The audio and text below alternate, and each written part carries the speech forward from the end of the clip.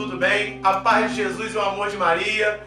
Márcio Gamboa, comunidade EFTA Verbo, no estúdio aqui do meu amigo Marcelinho. Hoje nós estamos terminando aí, a nossa enquete. A enquete da comunidade EFTA, que trouxe 3 temas: anemia espiritual, tibieza e assídia. E foi, os votos ali complementaram o tema tibieza, que nós vamos falar hoje. Seja bem-vindo, tá? Coríntios 13, versículo 4. A caridade é bondosa, a caridade é paciente, a caridade tudo suporta, a caridade tudo espera, a caridade tudo crê. São Paulo, nesse hino à caridade, vai falar da importância da caridade. E Santo Afonso Maria de Ligório, ele vai dizer que a caridade, a verdadeira caridade, só detesta uma coisa, meus irmãos: a tibieza. A tibieza como alguns servem a Deus. Estamos num tempo de pandemia e é um tempo assim muito propício para a tibieza. Porque você que trabalhava, tinha uma vida comum, tinha uma vida ali dentro do cotidiano, acordava cedo, hoje está em casa, está na ociosidade. Nos faltou durante um tempo a missa e isso vai causando um esmorecimento, isso vai causando no nosso coração, se nós dermos brecha, uma frouxidão espiritual. Mas aí fica a dica: o que é tibieza? Você conhece? Você sabe o que é tibieza? Pois é, vamos lá. Tibieza é frouxidão espiritual. Lá na palavra de Deus, em Apocalipse 3, versículo 14, vai dizer o seguinte: não és quente nem frio, como é morno, vou vomitar-te. A tibieza, ela entra na vida do cristão uma doença, Ela vai tomando conta, vai te fazendo esmorecer. E um dos problemas maiores da tibieza é que você não reconhece. E aí você não percebe que essa doença vai te levar a uma morte chamada morte espiritual, ausência de Deus. E aí, devido a essa morte, vai a queda. Existem 2 tipos de tibieza. Já que nós vamos falar dessa doença, vamos falar com propriedade. Você precisa conhecer. Existe a tibieza inevitável e a tibieza evitável, Santo Afonso Maria de Ligório também vai dizer: revestivos da caridade, pois ela é o vínculo da perfeição. Isso está lá em Colossenses 3, versículo 14. Ou seja, a caridade é o nexo entre todas as virtudes. O que me adiantaria ser um pregador se eu não for caridoso? O que me adiantaria ser um intercessor se não tiver caridade? E assim por diante. Então, a caridade que vem de Deus. Diz São Leão Magno: a caridade que vem de Deus não comunga com nada. Nada que é pecado. A caridade que vem de Deus, o verdadeiro amor, não comunga com nada que é santo. Então vamos na tibieza inevitável. A tibieza inevitável, ela é, assim, inevitável. Simplesmente porque você não consegue evitar. Os grandes santos, falando de um São Francisco de Assis, que teve todas as chagas de Jesus em seu corpo, ele teve tibieza inevitável, porque não consegue se evitar. Mas você conhece? Aí que tá, não conhece. E hoje você vai passar a conhecer. A tibieza inevitável, por exemplo, um dos sintomas dela é distração na oração, perturbações interiores, palavras inúteis, vancuriosidades, desejo de se mostrar, gosto no comer. Ou seja, são todos esses que estão aqui, esses pormenores, são tibiezas inevitáveis que vão te levar, sim, para o inferno, se você se acomodar neles. Não é verdade? Você não pode evitar, mas tem que lutar. Mas para lutar, precisamos aprender. Primeiro, como que cada um desses entra na nossa vida. Por exemplo, vamos lá, distração nas orações. Você está lá na Santa Missa, aquela Santa Missa abençoada, a Santa Missa é o tudo na igreja. Só passa pornografia na tua cabeça, ou só passa pensamento ruim na tua cabeça, pensamento que você detesta aos olhos de Deus, você não queria pensar naquilo. E aí você fica assim: meu Deus, me perdoa, estou pecando, meu Deus. Aí você já se sente mal, aí você não entra na fila da comunhão. Tudo que o diabo gosta. Por que eu estou te dizendo isso? Esses pensamentos são inevitáveis, não tem como você evitar. E também não são pecados. Eles só se tornarão pecados se você der ênfase a eles, se você continuar alimentando eles. Por isso, não se prenda mais. Quando vier esses pensamentos ruins na tua cabeça, entrega para Jesus. Fala: Jesus, eu te amo e te louvo e te agradeço. recebe, Jesus, a minha mente e o meu coração e livrai-me desses pensamentos, porque são inevitáveis. Também Santa Teresa dá um grande exemplo, porque distrações na oração também vem quando nós estamos, elas são mais fortes quando nós estamos num período chamado de deserto, né? Aridez espiritual. O que é aridez espiritual? Aridez espiritual é o seguinte: você não tem mais vontade de ir na missa, você não tem mais vontade de pregar, você não tem mais desejo de interceder, você não tem mais desejo de tocar, você que é ministro de música, você não tem mais desejo de nada. Acabou o sentimental, acabou a emoção, acabou aquele fogo, aquele ardor, acabou aquele ânimo que você falava assim: mãe, tô indo pregar o evangelho. Acabou aquele ânimo, vamos lá, vamos pregar aquele retiro. Não tem mais isso. É um momento muito difícil da tibieza e é inevitável. Isso acontece na vida de todo cristão. Certa vez isso aconteceu comigo e eu procurei na época o meu padrinho Sérgio, da comunidade católica Sião, e ele me disse: e tu, como é que você está diante disso? Eu falei: não, eu estou fazendo tudo. Eu estou pregando, eu estou indo na missa, eu estou rezando. Ele: parabéns, porque pela primeira vez você está fazendo só a vontade de Deus. Entendeu? Então nós temos que perceber isso, que fazer a vontade de Deus é fazer a vontade dele, e não só a nossa vontade, quando nos dá ânimo, gosto ou na telha. Quando nós perdemos o sabor que vem aí, essa aridez, é a hora de darmos todo o nosso amor, é a hora de verdadeiramente fazermos a vontade de Deus. Um outro detalhe sobre isso: Santa Teresa, ela vai para o Santíssimo e começa a contar lajotas. 1 lajota, 2 lajotas, 3 lajotas, 4 lajotas, 5 lajotas. Para quê? Para ficar na presença de Jesus, porque ela não sentia Jesus. Santa Teresa d'Ávila, diante da distração na oração, diante dessa aridez espiritual, ela chegava para Jesus e falava assim: não sinto, não ouço, não vejo, mas estou aqui porque te amo. Não sinto, não ouço, não vejo, mas estou aqui porque eu te amo. Então, contra a tibieza nós temos que lutar, meu amado. Não dá. Você tem que se armar, porque a tibieza leva a tua alma para o inferno.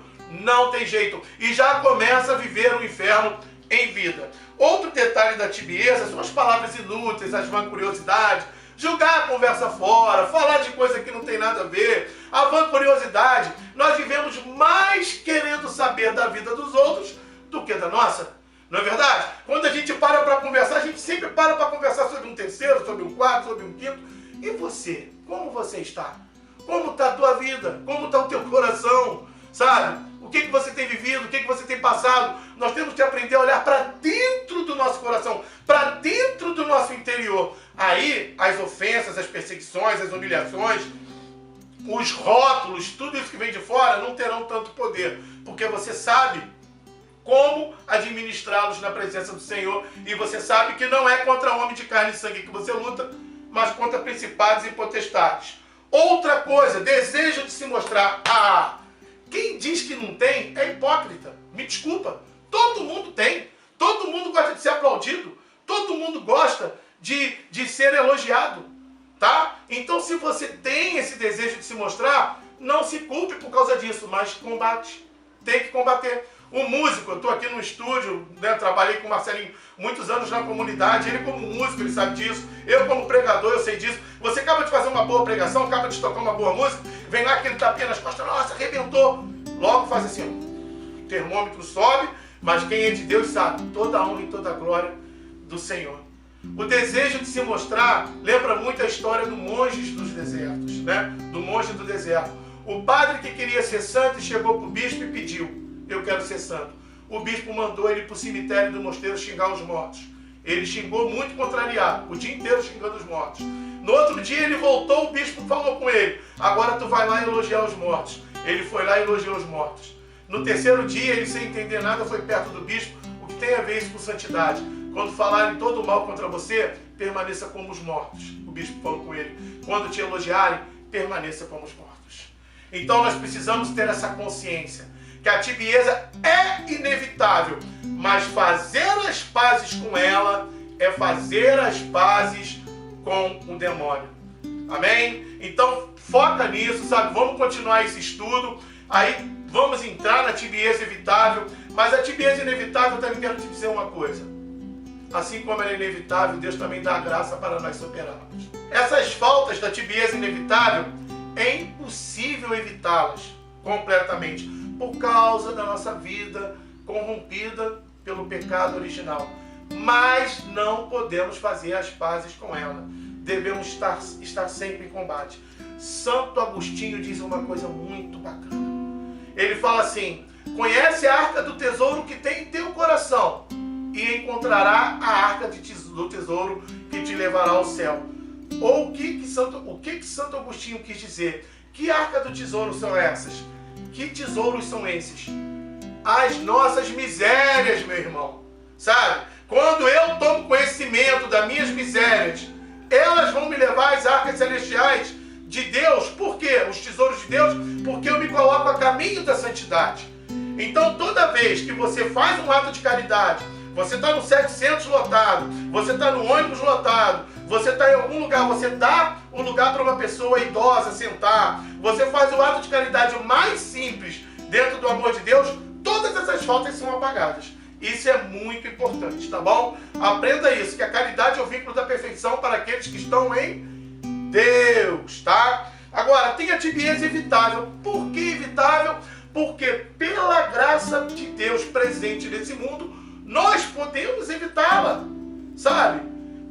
Conseguimos evitá-los. A tibieza evitável, por exemplo, ela impede a nossa perfeição. A outra tibieza não impede a nossa perfeição, né? Ela não impede porque nós fazemos dela ponto de luta. E assim, elas são inevitáveis, e como elas são inevitáveis, Deus dá a graça para nós suportarmos, para nós vivenciarmos na sua graça. Agora, a tibieza evitável te leva mesmo para o inferno, sabe? A outra te leva se tu der vazão. Essa daqui não, essas daqui são faltas mesmo.